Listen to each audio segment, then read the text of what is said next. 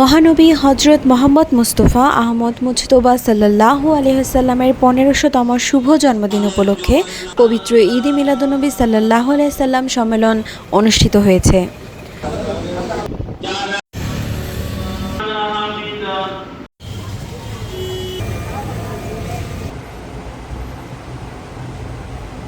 আজকের এই দিন পবিত্র ঈদে মিলাদুন্নবী। আপনারা জানেন ঈদ শব্দের অর্থ হলো আনন্দ উৎসব, আর মিলাদুন্নবী নবীর জন্ম। যৌগিক শব্দ ঈদে মিলাদুন্নবীর অর্থ হলো দয়াল নবীর জন্মের উৎসব বা আনন্দ। এই দয়াল নবীর জন্মের উৎসব বা আনন্দ, এটা কি জগৎবাসীর জন্য আনন্দের নয়? দয়াল নবীর যদি জন্ম না হতো তাহলে আমরা এখনো বা হয়তো আইয়ামে জাহেলিয়াতের বর্বর যুগে বাস করতে হতো।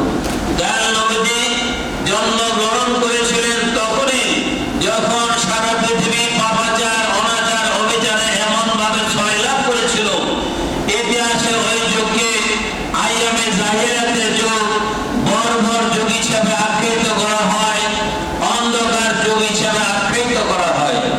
আজ শনিবার ৬ সেপ্টেম্বর ১২ই রবিউল আওয়াল উপলক্ষে মিরপুর দরবার শরীফের প্রতিষ্ঠাতা ও প্রেসিডেন্ট শায়খুল আকবর জামানার ইমাম ডক্টর সৈয়দ এম সাইদুর রহমান আল মাহবুবী মাদ্দাজিল্লুহুল আলী হুজুরের আহ্বানে রাজধানী ঢাকার মিরপুর দরবার শরীফে পবিত্র ঈদে মিলাদুন্নবী সাল্লাল্লাহু আলাইহি ওয়াসাল্লাম সম্মেলন অনুষ্ঠিত হয়েছে। সকাল ৭টায় পবিত্র কোরআন তেলাওয়াত, হামদ ও নাতে রাসূল এবং ঈদে মিলাদুন্নবীর গজলের মাধ্যমে অনুষ্ঠানটি শুরু হয়। এই সম্মেলনে পবিত্র ঈদে মিলাদুন্নবী সাল্লাল্লাহু আলাইহি ওয়াসাল্লামের গুরুত্ব ও তাৎপর্য এবং দয়াল নবীজির গৌরবময় জীবনের ঘটে যাওয়া বিভিন্ন অলৌকিক ঘটনা তুলে ধরে মূল্যবান আলোচনা করেন সংস্থাটির যুগ্ম মহাসচিব আওলাদে রাসূল স্কলার সৈয়দ AFM রহমতে খোদা মাদ্দাজিল্লুহুল আলী এবং সংস্থাটির মহাসচিব ও মিরপুর দরবার শরীফের মহাপরিচালক ব্রিটেনের অক্সফোর্ড ইউনিভার্সিটির সিনিয়র রিসার্চ ফেলো আওলাদে রাসূল প্রফেসর ডক্টর সৈয়দ AFM বরকতে খোদা মাদ্দাজিল্লুহুল আলী সহ প্রখ্যাত ইসলামী চিন্তাবিদ, গবেষক ও ওলামায়ে কেরামগণ।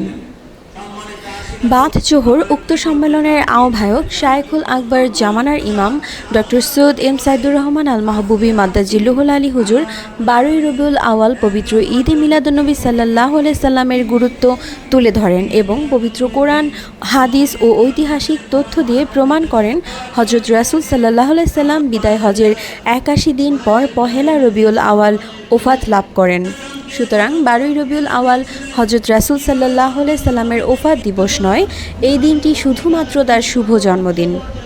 শায়খুল আকবর ইসলাম প্রচারে দয়াল নবীজির আত্মত্যাগের বিভিন্ন দিক তুলে ধরেন এবং বাণী মোবারক প্রদান করেন এবং মুসলিম উম্মার শান্তি ও সমৃদ্ধি এবং বিদেহী আত্মার মাগফিরাত কামনা করে আখিরি মোনাজাত পরিচালনা করেন।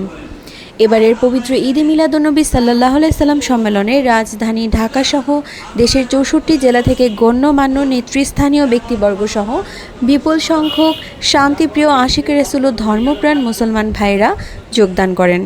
উক্ত সম্মেলনে যোগদানকারী সকলকে মিষ্টি ও তাবারক খাওয়ানোর মাধ্যমে সম্মেলন সমাপ্ত হয়।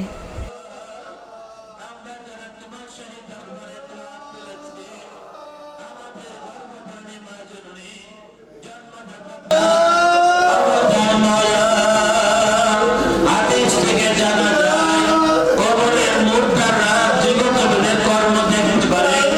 আমার বাবা মা, দাদা দাদি, নানা নানি তারা তো তাকিয়ে আছে আমরা তাদের জন্য কি করছি। তার হাবিবের নবীজির হাবিবের জন্মদিনে আমরা তাদের জন্য আল্লাহর কাছে কি করে যায়। তারা তো কবর থেকে তাকিয়ে আছে।